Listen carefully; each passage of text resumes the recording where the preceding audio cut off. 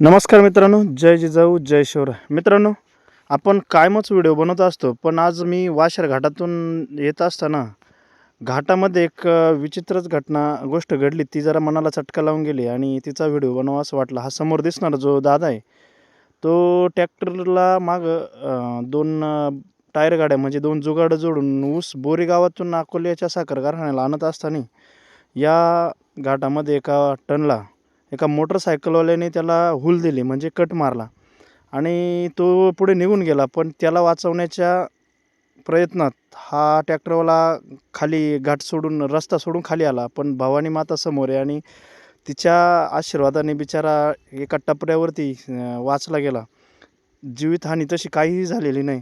पण गाड्या चालवणाऱ्याला माझी विनंती की रस्त्याने चालत असताना शेतकऱ्याचा ऊस आहे ना, आपण शेतकऱ्याचीच पोरं आहे, जरा नीट चालत जा आणि या साधनांना प्रथमतः प्राधान्य देत चला. अशी चूक पुन्हा कुणाकडून होऊ नये हीच अपेक्षा. धन्यवाद.